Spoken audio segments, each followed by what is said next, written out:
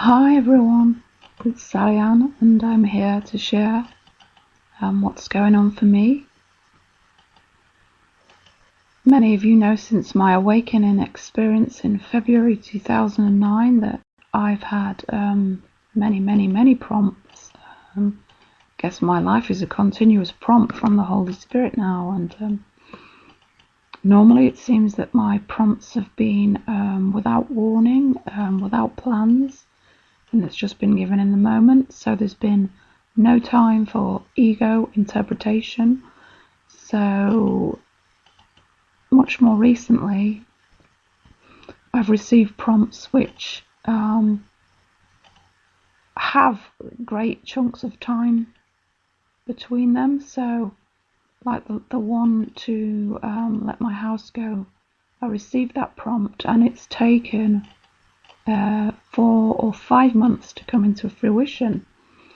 So I always knew that the house would go as part of my coming undone, but I never knew when, and I just let the entire idea go, and even contemplated if I was meant to keep it because it wasn't actually going. And then around about September this year I received the prompt, the time is now, it's time to let the house go. So my rational mind kicks in, and I got these 3 estate agents out to value the property. Now, with the seeming market crash, it seems that my £50,000 life savings that had gone into the property has gone completely, and I was in a state of I would be lucky to even make a sale that would cover the outstanding mortgage debt. So there was literally no money in it, and not even any money to cover the legal fees and the estate agent fees, which would rack up to £7,000. So I had these 3 estate agents out, and they gave me this news, and then they left. And then I went to sit in the garden on my own in quiet, just to be, actually. And what I discovered while I was out there was another prompt from the Holy Spirit that said, no, you're not to let this house go by the means of selling it. You are to let this house go to repossession. And I was like, wow. I mean, it startled me because this idea of repossession had never crossed my mind once. So I knew it was coming from the Holy Spirit because it's never something that I'd even considered. But the strange thing, well, not the strange thing, it's quite a miracle really, that 2 months before, when I was studying MMT, a question arose. If I was to follow my purpose and follow God, what would have to go? What is blocking me? And I never knew the answer that was going to come. It just came out. The answer was the house. The house would have to go. And then I heard, what would be your ideal situation in letting the house go? And I said, oh God, this is a huge ask, and it seems like an impossible ask. But I know it's not, because I know there's no difficulty in the order of miracles.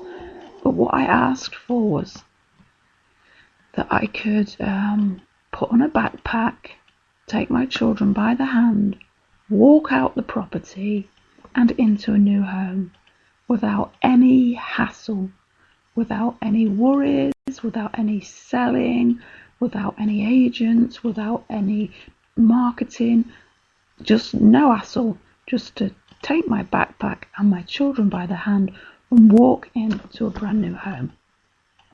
That's what I asked for. And I thought, whoa, that's a huge ask. And then in asking for it, I let it all go.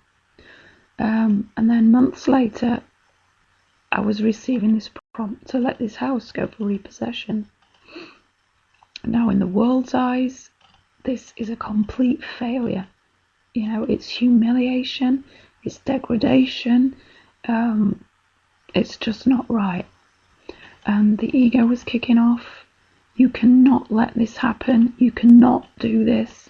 You have to fight tooth and nail to the death. You have to cling to this property with all your might. You have to hold on until the market rises. You have to get that 50,000 back. You must do this. And then I was hearing from the neighbours around me, also, you're a bad mother. You're a bad mother to allow this to happen. You're not thinking of these children. You're a selfish cow. You need to do this. You need to do that. And so I was really, really hearing all this.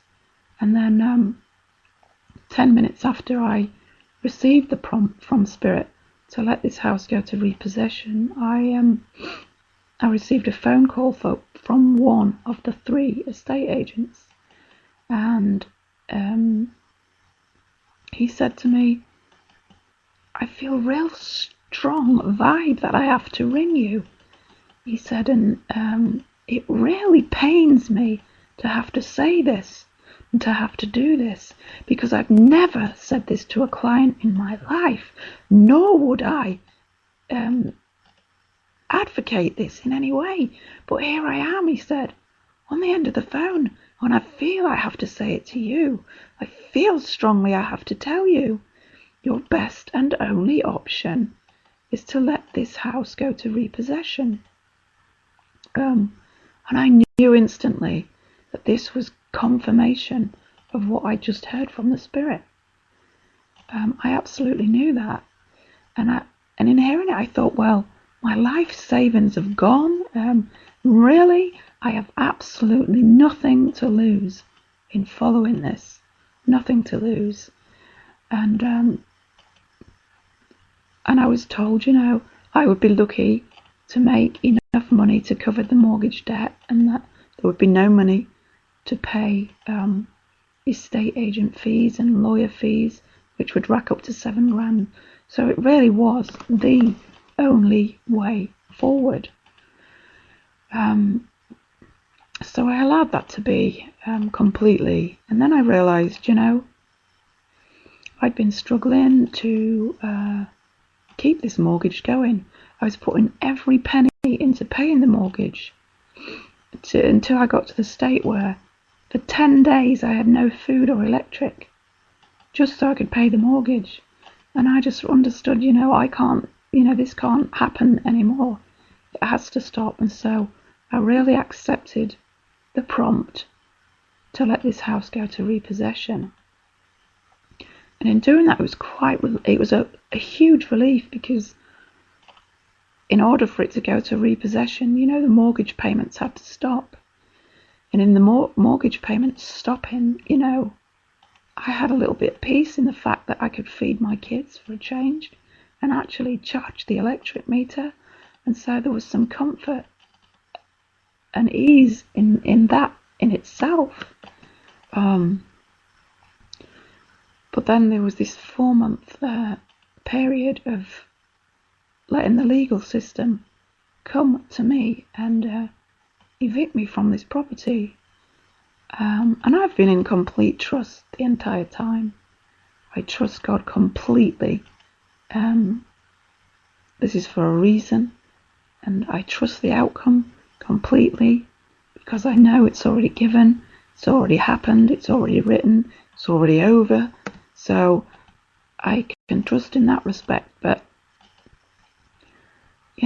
I can get so lost in that trust that I really can completely gloss over the purpose of it, and which I have done. And the purpose really is to bring me back to the peace of God, to heal my holy mind. And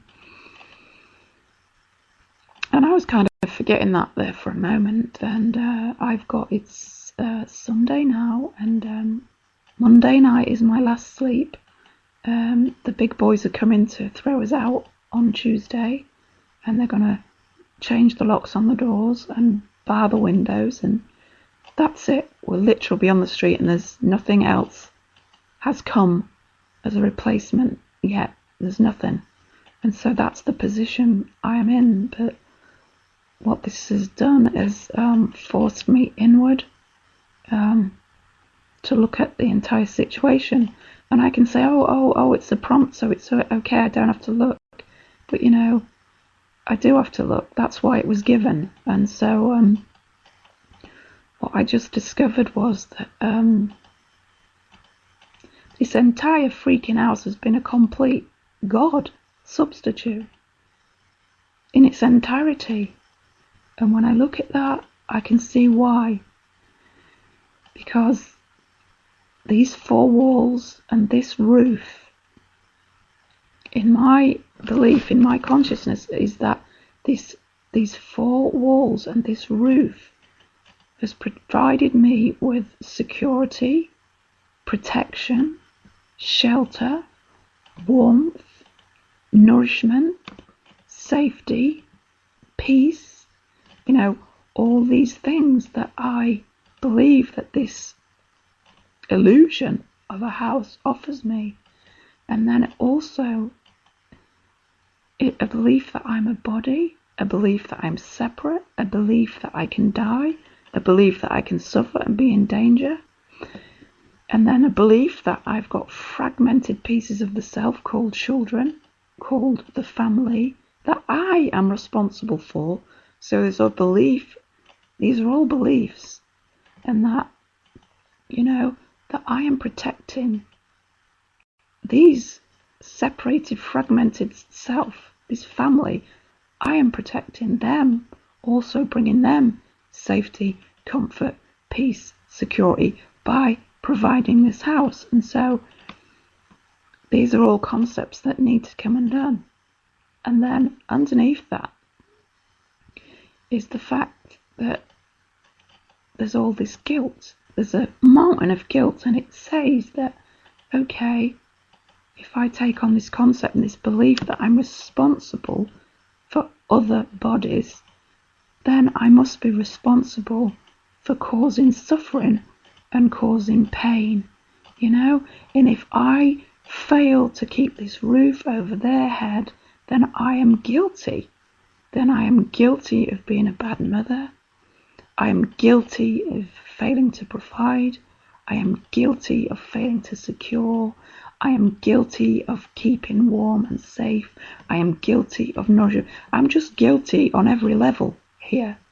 So there's this huge, huge gamut of stuff that's come undone.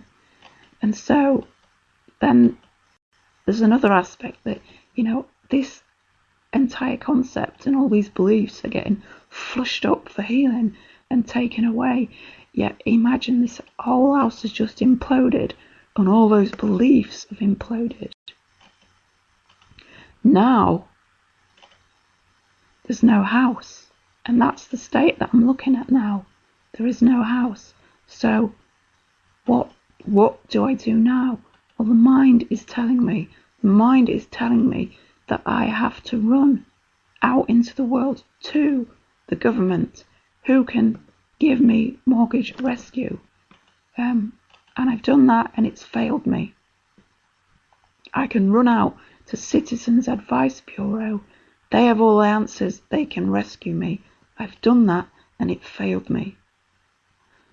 I can look to friends and family. I've done that. It failed me. I can run now to social housing. I've done that and it's failed me. My final portal call is to run to the council. I've done that. It has failed me. And not only has the council failed me, the council has made me guilty. And they have said to me, and I know this is the ego, they said to me just 2 days ago, I'm going to investigate you over a period of 10 years. And if I find out any information in that 10 years that you did something that amounted to your failure, you deliberately did something that stopped you from being a success, then I will find you guilty with intent of causing homelessness 10 years down the line. Now you can really see how fucked up this world is, how crazy a system this is. And they said, and it looks like this entire 10 years is loaded with guilt. And he said to me, when I find you guilty of intention, I will help your children, but not you, because you are guilty. You will rot on the street. I will take your children and put them into care, and you will rot on the street. And so this is what I was listening to 2 days ago. And I was actually quite mindful of what was really going on. And I didn't buy into the story, and I saw the falsity of all of it.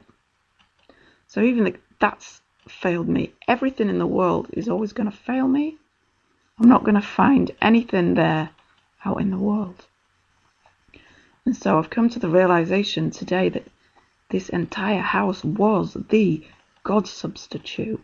And really, I get my comfort from God, the source.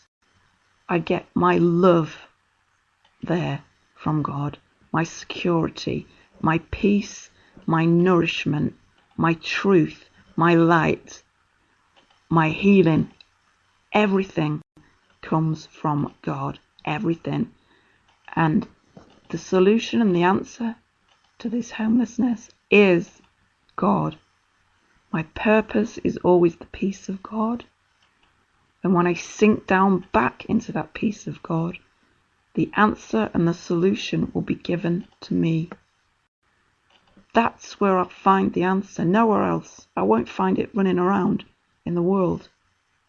And so, with 2 days to go, in the 11th hour, you might say, I am realizing that I am driven back inwards, back to God. I am allowing all these ideas of concepts, false beliefs of where my safety lies is like, and where it comes from is, and that I am unsafe. All these false beliefs are taken away from me now. And then I will sink back down into the peace of God. And I will allow God to take care of me in complete trust. And that is living on divine providence, is living on the trust of God. That's what it is in every moment now. And I just feel a complete peace with this entire situation. I am peaceful, I am joyful. I am going about my day. I am going about my business. I can laugh. I can joke. I can feel lighthearted. And it's all good because I know the truth and I can see the false. And that's it. I'm safe at home in Him. And it's all good. It's all good. There's so many people, interested to see the outcome of this prompt, including myself. And I will let you know when I know. And it's strange, I've just got back from Canada, and there was a lot of healing going on in and around Canada. The entire prompt to go to Canada was for the healing of my mind. And while I was out in Canada, 2 days before I left, there was a house coming empty, and it was coming empty in March. And I was told by the owner, it's yours. I want you to have it. I want you to live in it, And so I was given this property in Canada and this home. And I contemplated, is this the answer? Is this the answer? Because it's very given. And when I arrived back in the UK, I began to realise, that might be useful sometime down the line, but right now it's not what's given, because I am here in the UK and I appear to be in need now. So something that's given in a different country, in Canada, and it's given in 3 months' time, it doesn't line up with the answer, because what I need is here in the UK now. And as soon as my need becomes apparent, it is given. And even as I'm sat here on Sunday, 2 days before this Homeless Act, I'm not in need right now because I have this roof over my head, and I am not in need on Monday because I have the roof over my head. But the minute we're out on the street and the doors are barred and locked, there comes my need. And in that moment of need, it will be given. I trust completely that it is given. And I have got no reason to doubt that. None whatsoever. You know, I'm a holy child of God. I am entitled to miracles. I expect miracles. And I will receive the miracle as it is given. Without a doubt. Without a doubt. And yeah, I'm steadfast in that. And it's just convincing the world that they don't need to know. But I don't even have to convince them anymore. As long as I know that I know nothing, that's fine, you know. And I can't possibly know anything. All I can know is what's happening now, in this moment, now. You know, but I will come back and record and let you know what's going on with that. As for now, I will say goodbye and au revoir, and I'll speak to you soon.